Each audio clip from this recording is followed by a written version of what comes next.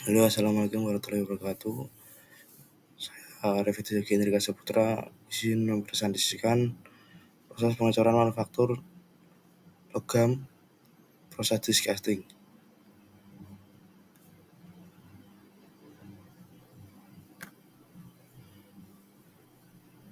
Pengantar pengecoran logam terbelakang proses menggunakan logam dengan menuangkan logam cair ke dalam cetakan atau mold untuk membentuk benda padat setelah mendingin. Tujuan utama menghasilkan komponen dengan bentuk kompleks, presisi tinggi, dan efisiensi biaya untuk industri seperti otomotif, elektronik, dan konstruksi. Jenis utama sand casting, investment casting, permanent mold casting, dan die-casting, yaitu fokus utama saya dalam mempresentasikan ini. Proses pengecoran umum. Tahap 1, persiapan cetakan, membuat cetakan dari pasir, logam, atau bahan lain sesuai jenis pengecoran. Tahap 2, peleburan logam. Logam atau seperti aluminium, besi, atau baja dilebur di furnace hingga mencapai suhu air misal 600 sampai 1000 derajat Celcius. Tahap 3, penuangan. Menuangkan logam cair ke dalam cetakan melalui saluran sprue, runner, gauge. Tahap 4, pendinginan dan pemisahan. Biarkan mendingin lalu keluarkan benda coran atau casting dari cetakan. Tahap 5, finishing, membersihkan, memotong bagian berlebih atau runners, dan melakukan heat treatment atau machining jika diperlukan. Di sini juga ada kelebihan dan kekurangannya.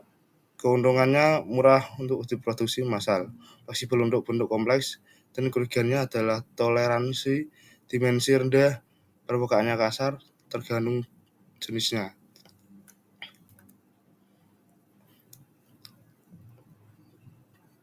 Die-casting.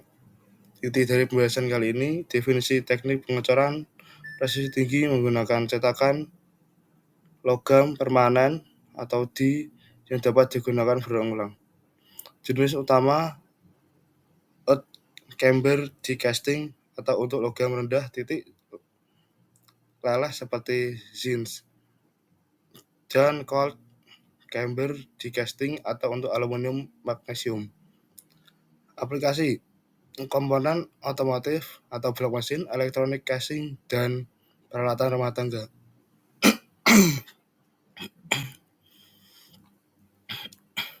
Proses die-casting langkah demi langkah. Tahap 1, persiapan die-casting. Persiapan di cetakan logam, biasanya baja, dipanaskan dan